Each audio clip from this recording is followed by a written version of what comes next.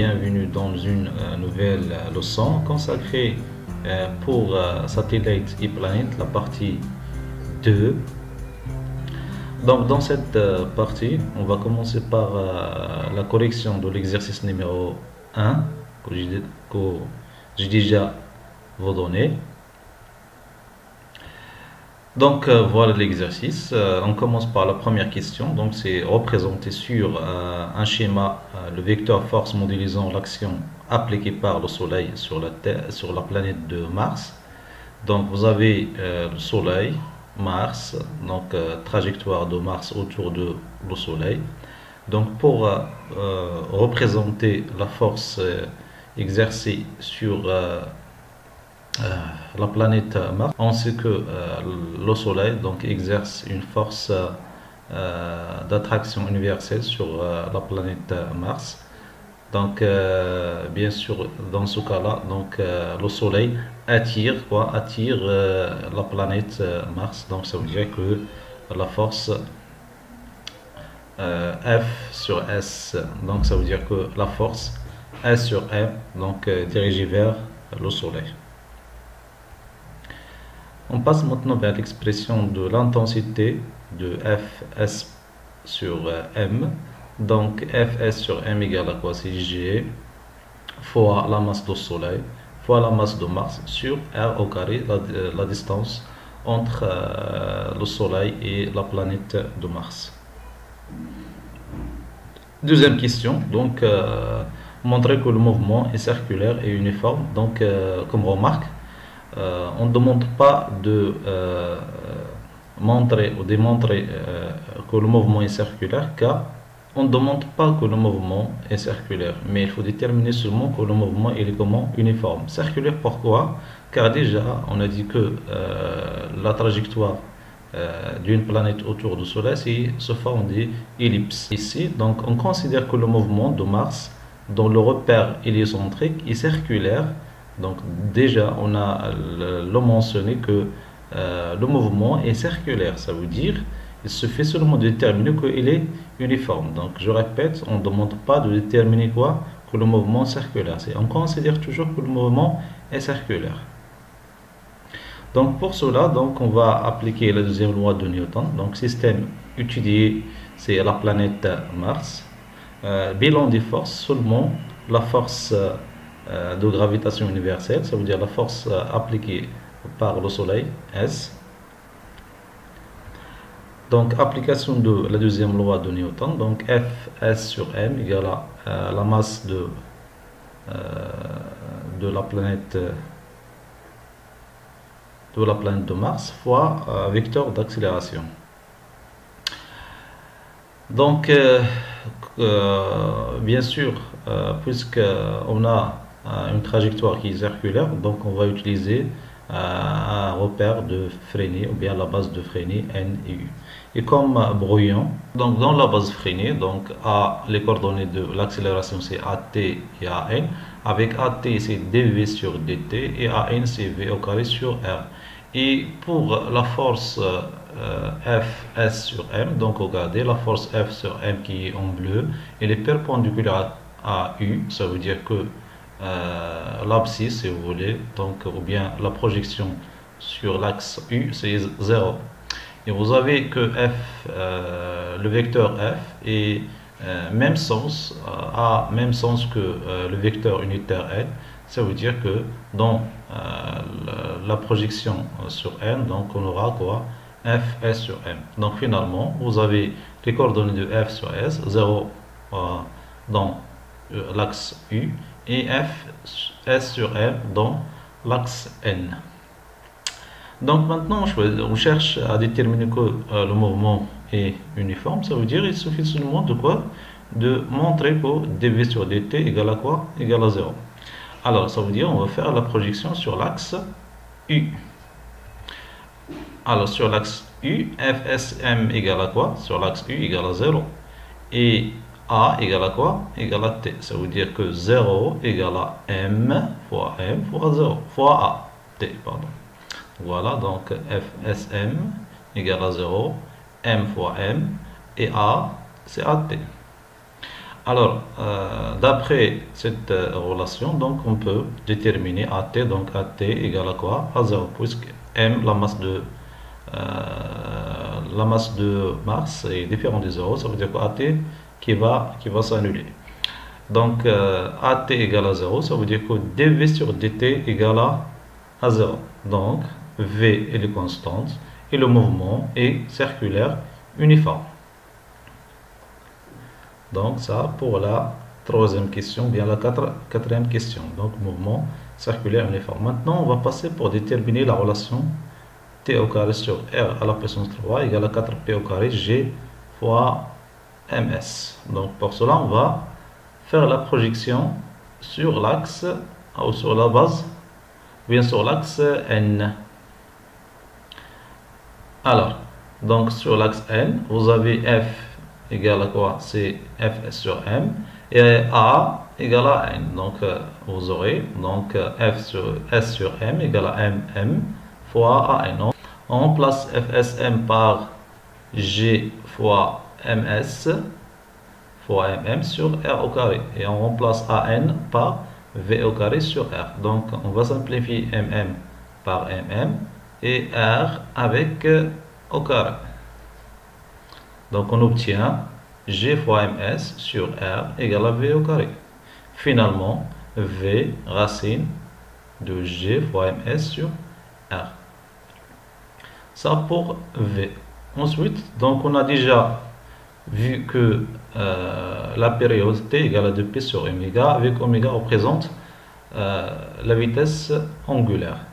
Et on a encore V égale à quoi? R fois oméga. Ça veut dire oméga égale à V sur R. Donc on remplace oméga par V sur R.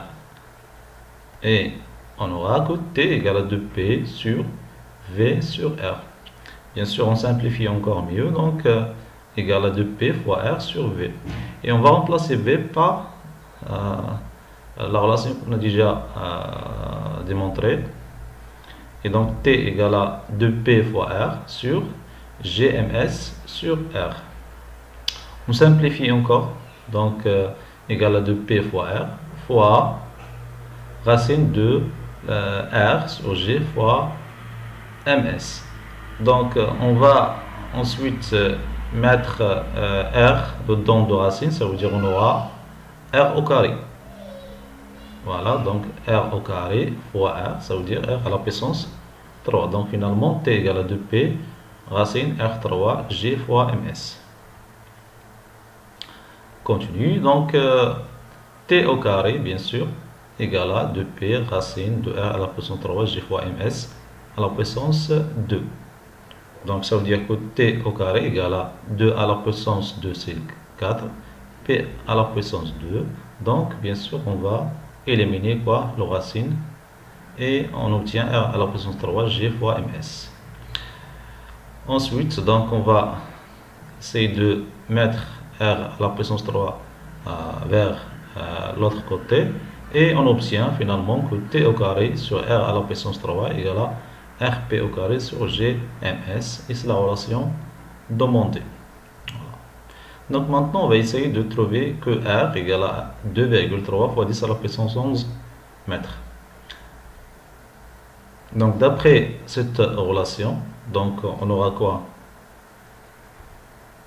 On aura que 4P au carré fois R à la puissance 3 égale à T au carré fois G fois MS. Ça veut dire que R à la puissance 3 égale à T au carré fois G fois MS sur 4P au carré. Ça veut dire que R égale à racine puissance 3. Donc T au carré G fois MS sur 4P au carré. Donc application numérique. Donc R finalement égale à 2,3 fois 10 à la puissance 11 mètres. On passe à la dernière question, c'est déterminer la valeur de la vitesse V. Donc on sait que V égale à quoi? D'après la relation précédente, on a trouvé déjà que V égale à racine de G fois MS sur R. Donc voilà, donc V égale à racine de G fois MS sur R. On remplace chaque expression par sa valeur. Et on obtient V finalement égal à 2,41 fois 10 à la puissance 4 mètres seconde moins 2. Donc et comme ça, on termine l'exercice numéro 1. Passons maintenant vers la deuxième partie du cours. Donc application mouvement orbital des satellites de la Terre. Ça veut dire maintenant, on va étudier le mouvement de quoi? De satellites autour de la Terre. Donc on cherche l'expression de la vitesse et la période de révolution. Voilà, donc on a un satellite qui est en mouvement autour de la Terre. Bien sûr, la différence entre ce cas-là avec le cas des planètes, que dans les planètes, on ne prend pas en considération les rayons. Donc on néglige les rayons. Par exemple, le rayon du Soleil et le rayon de planète devant R, ça veut dire la distance entre les deux corps, ça veut dire le planète et Soleil. Mais dans le cas où vous avez un satellite qui est en mouvement autour de la Terre, on ne peut pas négliger RT. Parfois, le rayon de la Terre est supérieur à l'altitude du satellite, donc il faut prendre en considération quoi? Le rayon de la Terre. Ça veut dire R, dans ce cas-là, égal à quoi? C'est RT plus Z. Ah donc, et bien sûr, dans ce cas-là aussi, on va changer le référentiel. Donc, puisqu'on a la Terre, donc on va choisir le référentiel géocentrique. Donc, ça veut dire que la Terre est le centre de référentiel et les trois axes sont dirigés vers trois étoiles. Donc, la Terre de masse mt exerce une force F d'attraction gravitationnelle sur la satellite de masse m. Donc, avec Ft sur S, ça veut dire la force exercée par la Terre égale à G fois la masse de satellite fois la masse de la Terre sur R au carré. R, dans ce cas-là, on a dit que R égale à RT plus Z fois N. N, dans ce cas-là, c'est le vecteur unitaire normal dans la base de Fresnel. Ça veut dire N dirigé directement vers la Terre et F aussi dirigé vers la Terre. Ça veut dire on a ici un plus. Donc, application de la deuxième loi de Newton. Donc, le système étudié dans ce cas-là, c'est le satellite. Donc, bilan des forces. Donc, F T sur S, de la force exercée sur le satellite par la Terre.